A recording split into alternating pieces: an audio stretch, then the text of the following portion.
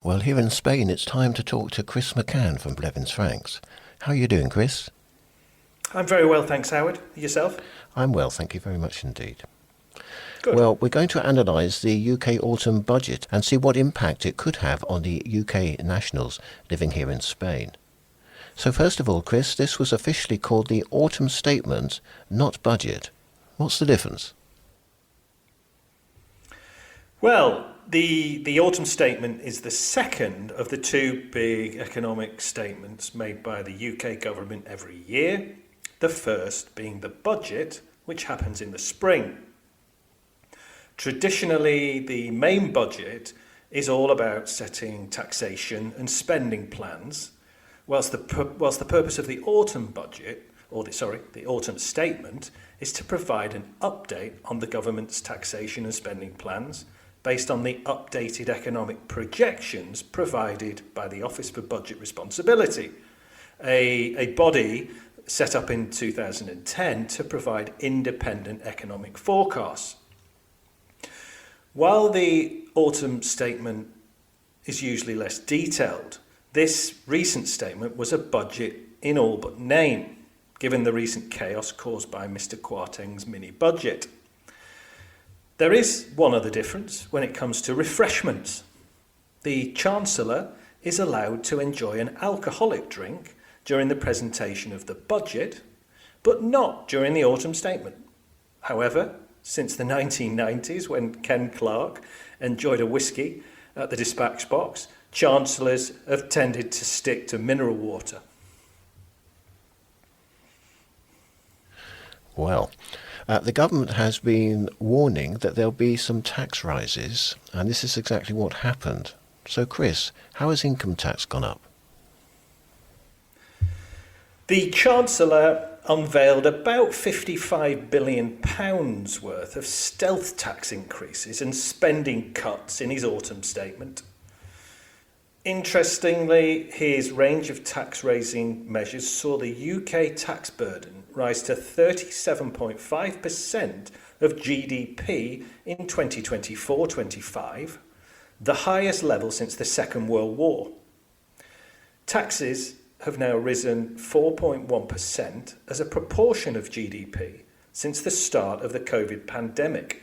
And on the back of the autumn statement, Treasury forecasts suggest that 55% of UK households will now pay more tax.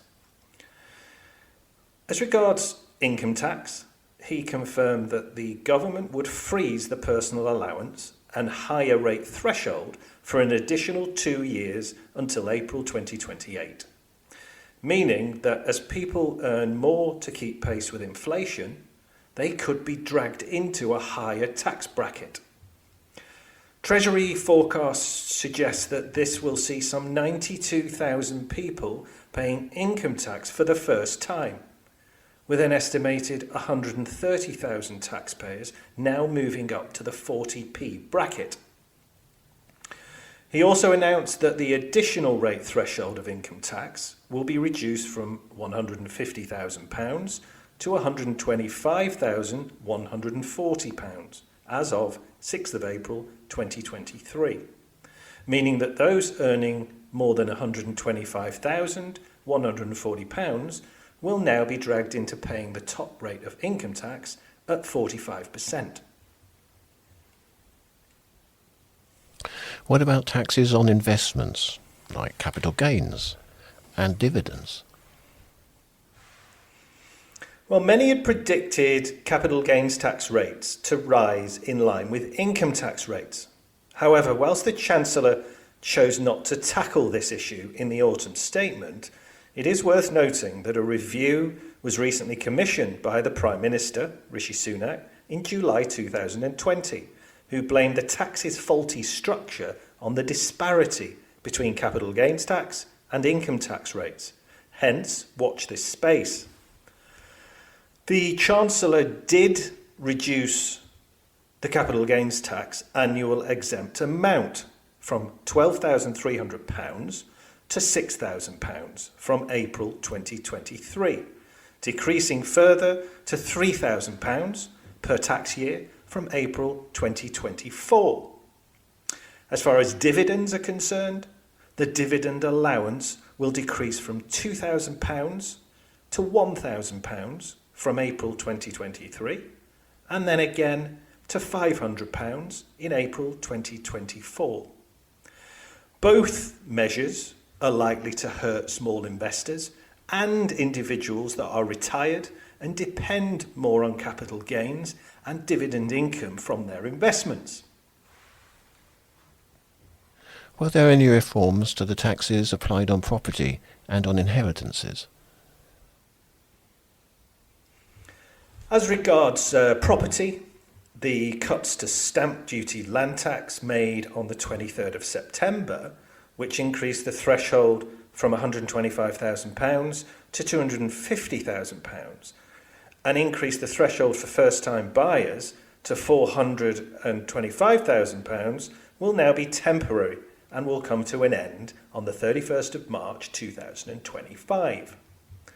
In relation to the general inheritance tax nil rate band of £325,000 and residential nil rate band of £175,000, they will remain at their current levels until now 2028. Does freezing allowances have much of an impact on taxpayers? Freezing allowances, or stealth taxation, as it's otherwise known, effectively pulls more people into the tax system for the first time or into higher tax bands as wages increase under current inflationary pressures.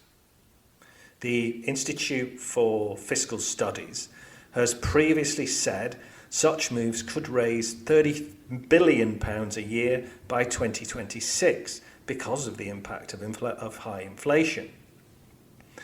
As regards income tax thresholds, previous analysis found this measure could cost the average earner nearly £2,600, with the biggest squeeze faced by middle earners, with those on a salary of £50,000 due to pay an extra £6,570 in income tax over the period, compared to a system in which income tax thresholds increased in line with inflation. Whilst freezing income tax allowances might seem like a good idea politically, since it's the ultimate in stealth taxation, it is really the last thing that the UK population needs at the moment. It comes at a time when the vast majority of the country's citizens are struggling to make ends meet, with worse to come when the 6-month reduction in energy costs expires at the end of the current tax year. As regards inheritance tax thresholds, the nil rate band has been stuck at £325,000 since 2009, and adjusted for inflation, it should have begun this year £102,951 higher than it is. The residence allowance, meanwhile, was frozen more recently at £175,000 and currently trails prices by around £10,000, with no chance of a thaw until 2028. The result is that a qualifying estate left behind today could incur around £90,000 extra in inheritance tax, and if you consider that the residence nil rate band should have risen in line with property prices, then the difference is around £110,000. It is important to note that with good financial planning and smart advice, there are ways to mitigate the effect of these freezes. Given that the Chancellor says that the Tory party is a party for low taxes, do you think these tax rises will be fairly temporary? Sadly, as Jeremy Hunt acknowledged during his presentation, the autumn statement, there are likely very difficult times ahead for the UK economy. And given the perilous state of the UK finances, I believe we are heading into a new era of higher taxes. The government's independent forecaster, the Office for Budget Responsibility, recently said that the UK was in a recession and forecast that the economy would shrink next year. And the director of the Institute for Fiscal Studies, Paul Johnson, recently described the current economic backdrop as being grim and said that the tax burden was unlikely to return to its pre-pandemic average for several decades. Gosh. Well, Yeah. What about pensions then? Did the budget include anything on pensions?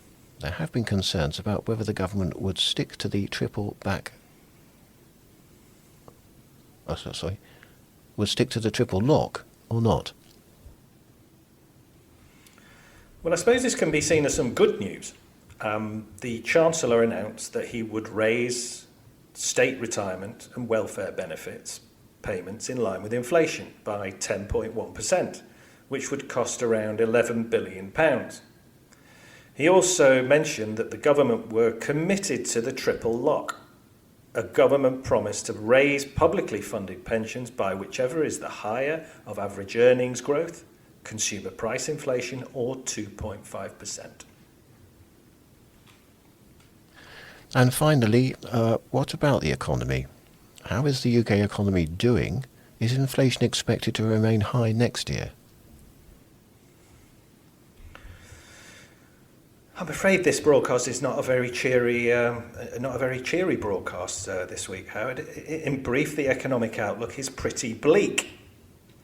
The Office for Budget Responsibility recently suggested that UK output will not return to pre-pandemic levels until the end of 2024, nearly 3 years later than estimated in March. And by then, the economy is estimated to be around 5% lower than previously expected. It is predicted that rising prices will erode real wages and reduce living standards by 7% over the 2 financial years, 2023-2024, which will wipe out the previous 8 years' growth. Meanwhile, a tight labour market means unemployment is set to rise, but less than typically in a recession, peaking at around 4.9% midway through 2024, although this is still equivalent to 500,000 job losses. It believes the economy has already entered a recession that will last for more than a year.